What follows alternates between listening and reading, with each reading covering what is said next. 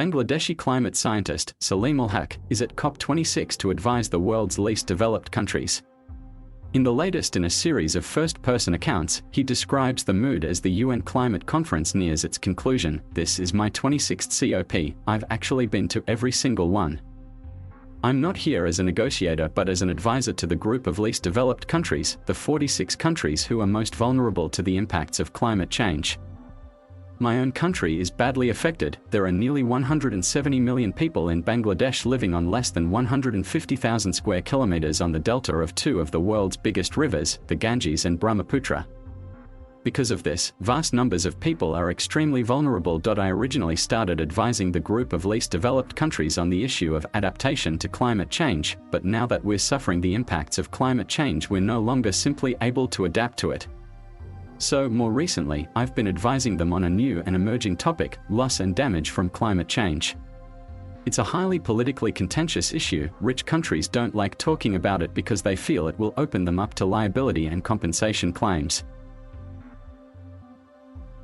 Yesterday, we saw the first draft of the agreement.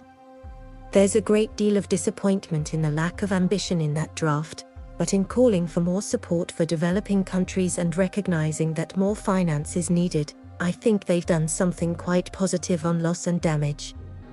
That's the one issue that I was wishing and fighting for, and we can now build on this for COP27 next year, which will be an African COP. My day at COP26, there have been 2 weeks of meetings here. They go through ups and downs. Some are more important than others, some very technical, some highly political. But the core business is the negotiations. Now that we have asked for revisions to the draft agreement, we are waiting to see what the presidency does next. These last-minute deals are all dependent on how strongly countries express their views on what they want included and what they want excluded.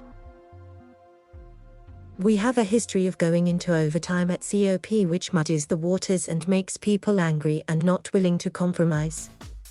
We have just over 24 hours to go, and I get a sense that things are moving in the right direction. The atmospherics are positive. Yesterday, we had a big announcement from China and the US that they would work together, so that's a very good thing. The only caveat is that anything we achieve here in Glasgow is not going to be enough. But it will be something, and so we'll celebrate something, while knowing that it isn't enough. As told to Sarah McDermott, the COP26 Global Climate Summit in Glasgow is seen as crucial if climate change is to be brought under control. Almost 200 countries are being asked for their plans to cut emissions, and it could lead to major changes to our everyday lives.